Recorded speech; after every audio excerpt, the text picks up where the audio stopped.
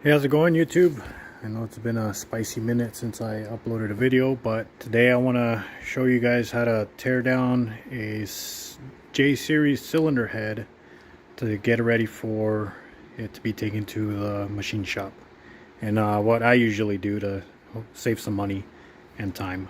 You can tell I still have the head studs in here. What I'll do is I'll remove these and I'll put them off to the side like I did with the last head. I'll put them to the side. I'll go ahead and remove the timing gear, 17 millimeter. Remove the 17 millimeter, and then I'll remove this cover right here. After I remove this cover, I'll go ahead and remove the intake runner or lower plenum, whatever you want to call this, as well as the top valve train. After I remove that, I will remove this rear cover in order to access the camshaft, and I'll pull the camshaft out from this side. Now that it's turned around, I'll go ahead and remove this gear. I'll go ahead and remove this cover. 212s. Go ahead and remove that. Same thing, I'll just put it off to the side. From here, I'll turn this back around. And we'll go ahead and remove this. These are all 12s.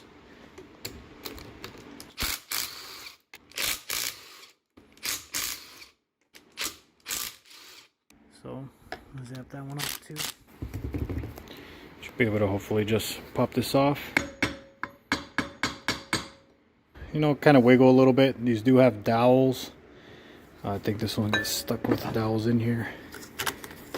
You got these dowels right here. There's one on this side, one on this side. You can tell this one's a little corroded, so I was fighting a little bit, but it's not bad. Pretty easy to pull off. Here's that runner. I'll just put it with the other one. And I'm taking all this. Taking this to wash, and then I'm taking this to the machine shop as well as this head once I'm done tearing it apart. From here, what I'm going to do is just look around the head. Sometimes you have extra brackets and stuff that might make it a little bit more difficult for the machinist to do his job. So my personal opinion is just take off as much as you can. That way it makes it easier for you and cheaper. So I'm pulling this bracket off right here. It's just two 12 millimeter bolts.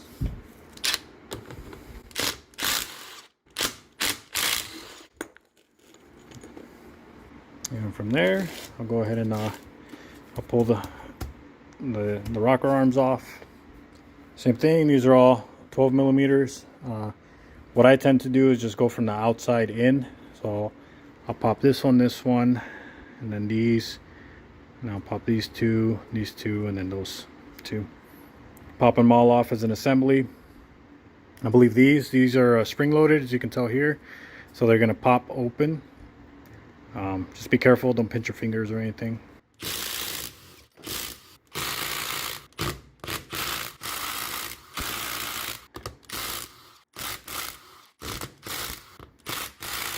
These you should be able to just pull up on and take a little pry bar on the corners and pry up just a little bit.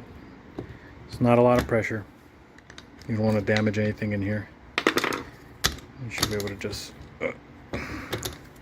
so I'm trying to do this with one hand. There we go. Just put it off to the side. Same with this one. As I mentioned, this one's spring loaded. You'll see when I lift it.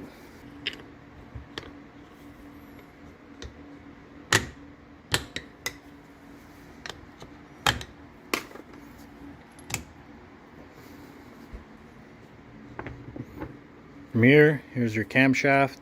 This only goes out one way, which will be to where this cap is at. So I'm gonna pull this cap off. Once you pull that cover off, you should be able to just slide the camshaft over to where you took that cover off. I'm trying my best with one hand. There we go.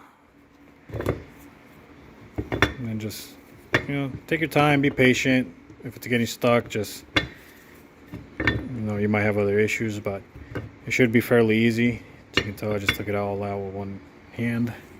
Here it is. I just set it off to the side.